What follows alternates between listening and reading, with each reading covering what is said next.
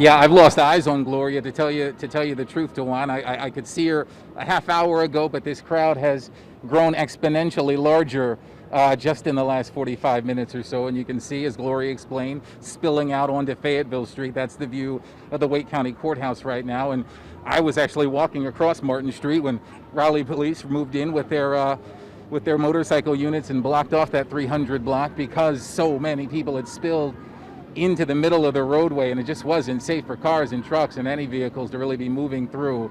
But this crowd has grown so much larger. We saw it happen live on TV. They began the rally earlier than expected because so many folks just came on here and arrived, and they are still arriving. Jeff, if you make a complete 180 and just show these folks here coming down Fayetteville Street, just to show that the crowd is only getting larger and larger, and more people who have shown up for this Day of Action rally.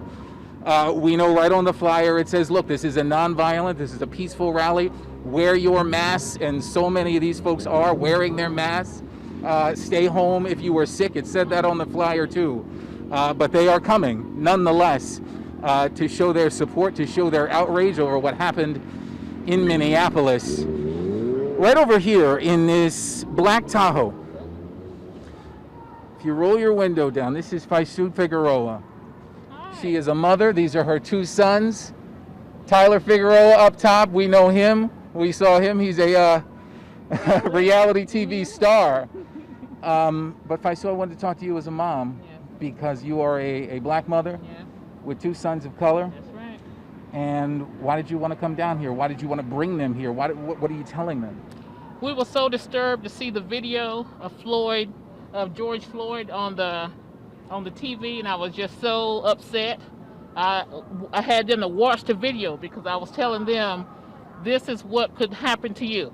So I don't want this to happen to my kids. So I wanted them to come down and see, to be a part of it, to see what goes on, and to just be supportive. We're just distraught all the way around, and just wanted them to be a part of it.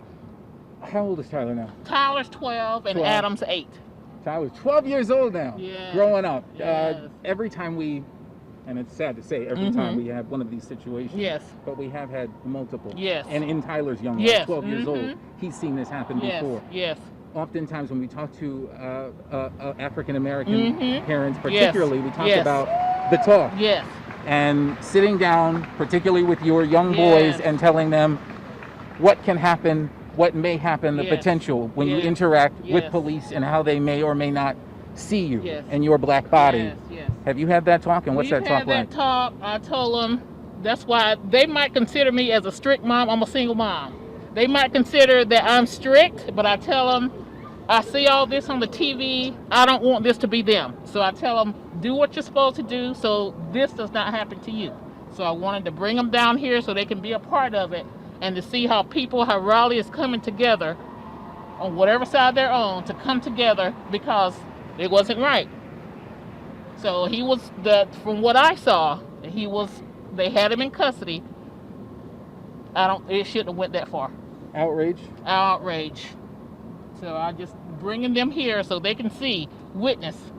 Because I tell them, they say, Mom, you're strict. But do what you have to do so this is not you.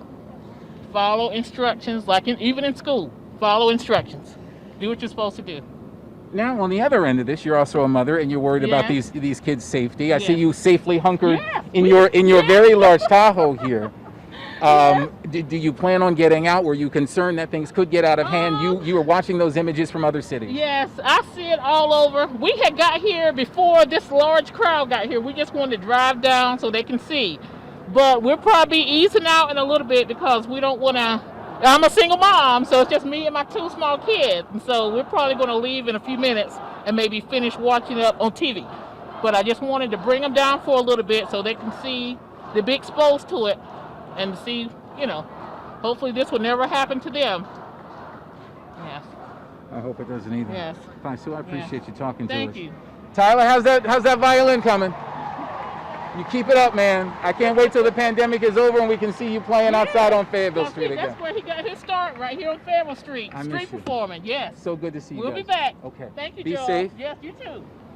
Figueroa family, good to see them out here as well. And She told it a lot better than I could on why she thought it was important to bring her two young sons of color to see this and to see what pushing back looks like and to see what protest looks like and to understand the message outside of what they're seeing on television. About 1,000 people crowded on the Fayetteville street right now. The crowd is only getting larger. Before I toss it back to you, DeJuan, I know Gloria went over a couple of these things, but let me just go over it real quick again. The 300 block of Fayetteville Street closed off right now. Raleigh Police has Fayetteville Street blocked off. But as we go down back towards the Capitol, life goes on. Yes, it's a different normal, of course, in the pandemic. So a lot of restaurants are still closed and a lot of businesses are still closed.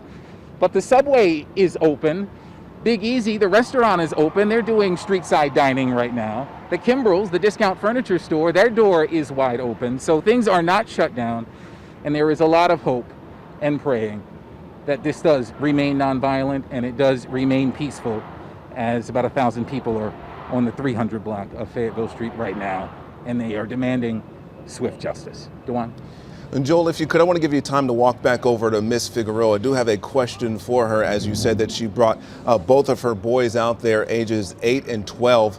When you make it over there, I do have a question for her. That question is, if she could explain the weight of having to explain or have that talk with their kids at such a young age when they really don't even necessarily understand the totality of what they're witnessing right now.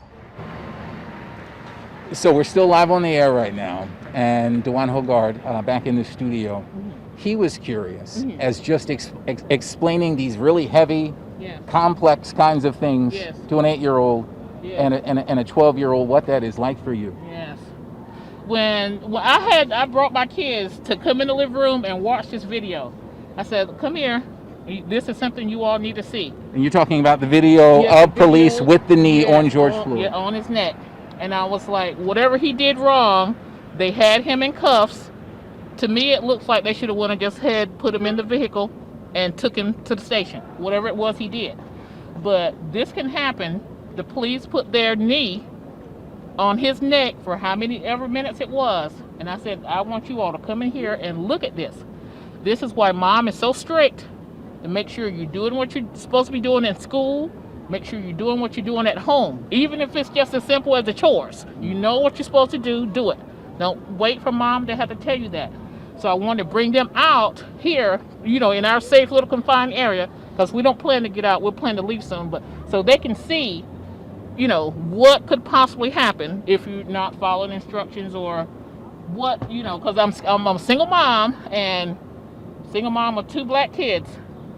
So 2 black boys that I know it could possibly happen to them. And I strive so hard to make sure they're doing what they're supposed to do so this doesn't happen to them.